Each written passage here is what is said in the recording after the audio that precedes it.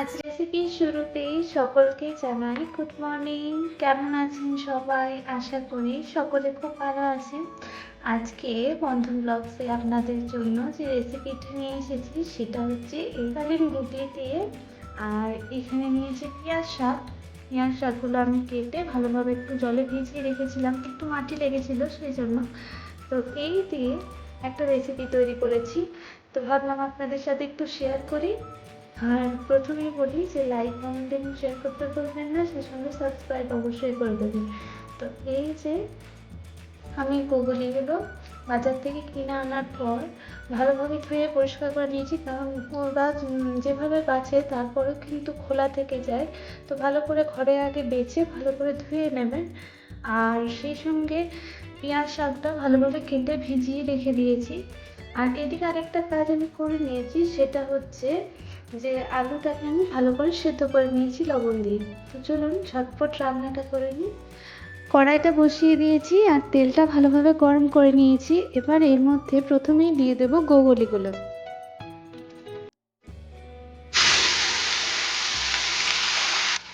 এবার দিচ্ছি পরিমাণ মতন লবণ। প্রথমে আগে গোগলিগুলো ভেজে নেব, সেই জন্য পরিমাণ মতন লবণটা দিয়ে দিলাম। আর দিচ্ছি এখন এই গোগলিটা ভাজার মতোই অল্প পরিমাণ হলুদ গুঁড়ো। এবারে ভালো করে গোগলিটাকে ভেজে নেব। মানে একটু জলটা শুকিয়ে গেলেই এটাকে নামিয়ে নিতে হবে, তখনই বুঝতে পারবেন যখনই জলটা শুকিয়ে যাবে তখনই কিন্তু এটা ভাজা হয়ে যাবে। তো এটাকে আগে ভেজে নামিয়ে নিই, তারপরে আবারও রান্নায় ফিরে আসছি। তো চলুন একবার দেখিয়ে দিই কেমন ভাজা হয়েছে। এই যে একবারে ঝরঝরে করে ভেজে নিয়েছি। তো এবার নেক্সট স্টেপে যাব। ওই কড়ার মধ্যেই দিয়ে দিন সর্ষের তেল, আর পুরো রান্নাটাই কিন্তু সর্ষের তেলে হবে। তো তেলটা ভালোভাবে গরম হয়ে গেছে, এবার এর মধ্যে অল্প পরিমাণ পেঁয়াজ কুচি দেবো, কেন পেঁয়াজ শাক দিয়ে রান্না করছি।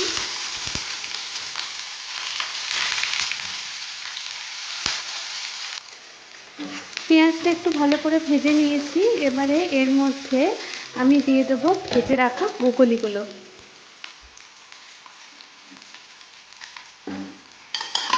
এই যে ব্রকলিগুলো এর মধ্যে দিয়ে দিচ্ছি।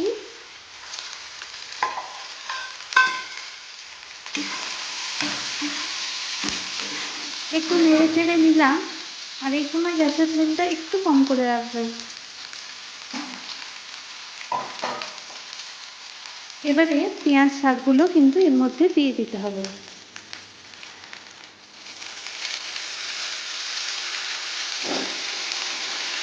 এই যে কতটা পেঁয়াজ ছিল দেখুন শাকটার মধ্যে, শাকের থেকে পেঁয়াজের পরিমাণটা একটু বেশি। এই যে একটা টমেটোকে একদম সরু সরু করে কেটে নিয়েছি, এটা এবার এর মধ্যে দিয়ে দিলাম। এবারে একটু লবণটা একেবারে অ্যাড করে দেবো, এতে কি হবে যে পেঁয়াজ শাকটা থেকেও জলটা বেরিয়ে যাবে আর টমেটোটা ভালোভাবে কিন্তু নরম হয়ে যাবে। চলুন টমেটোটা আর পেঁয়াজ শাকটা গোগলির সঙ্গে ভালোভাবে নেড়ে ছেড়ে মিশিয়ে নিই। আর এই সময় গ্যাসের ফ্লেমটা কিন্তু একেবারে হাই হিটে করে দেবেন, তাহলে কি হবে পেঁয়াজ শাকটা থেকে দেখবেন সহজেই জলটা বেরিয়ে আসছে। লবণ দেওয়া আছে তো তাড়াতাড়ি জলটা বেরিয়ে আসবে, আর ওই জলে কিন্তু পেঁয়াজ শাকটা সেদ্ধ হয়ে যাবে। এবারে আমি এর মধ্যে কিছু গুঁড়ো মশলা দেবো। প্রথমেই দিচ্ছি হলুদ গুঁড়ো, তারপরে দিচ্ছি জিরের গুঁড়ো। জিরেটা একটু বেশি পরিমাণেই দিতে হবে। আর সেই সঙ্গে এখানে জিরের অর্ধেক দিলাম ধনের গুঁড়ো। চলুন মশলাটার সঙ্গে এবারে এই সব উপকরণগুলি একসাথে মিশিয়ে নিই। আর এটা একটু কষিয়ে নেব, মানে কষিয়ে নেব বলে মশলার সঙ্গে এটা একটু ভালো করে মিশিয়ে নেব। আর 2-3 মিনিট মতন কম আঁচে একটু রান্না করব। তো এবারে ঢাকা দিয়ে দেবো।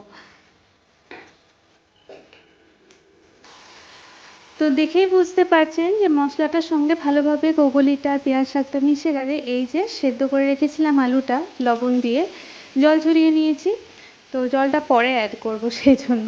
তো এবারে আলুটার সঙ্গে একটু ধিমে আছে এটাকে মশলাটার সঙ্গে মিশিয়ে নেব। এই যে আর শীতকালে এরকম গোগলি রান্না করে খেতে কিন্তু খুব ভালো লাগে পেঁয়াজ শাক দিয়ে। এরকম গোগলি রান্না কিন্তু খুব ভালো লাগে। তো আমার মতন কে কে এরকম করে খান অবশ্যই কিন্তু কমেন্টে জানাবেন। আমাদের বাড়িতে সবাই আসলে গোগলিটা খেতে খুব পছন্দ করে। বর্ষাকালে দেখবেন গোগলির স্বাদটা একরকম হয়, আবার শীতকালের টাইমে কিন্তু গোগলির স্বাদটা আবার অন্যরকম হয়, তাই না? তো চলুন, এটা একটু হোক, কম আছে। এবার এর পরিমাণ মতন জলটা অ্যাড করে দেবো। আমি আজ একটু শুকনো শুকনো গ্রেভি গ্রেভি রাখবো, সেই জন্য অল্প জল দিচ্ছি। আর আপনারা চাইলে কিন্তু এতে অনেকটাই জল দিতে পারেন।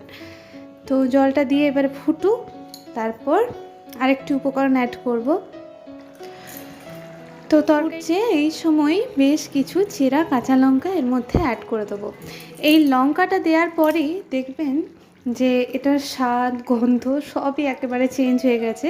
তো লঙ্কাটা দিয়ে 2 থেকে 3 মিনিট মতন ফোটাবো, তারপর এটাকে নামিয়ে নিই এবং এটার ফাইনাল লুকটা আপনাদের সাথে শেয়ার করছি।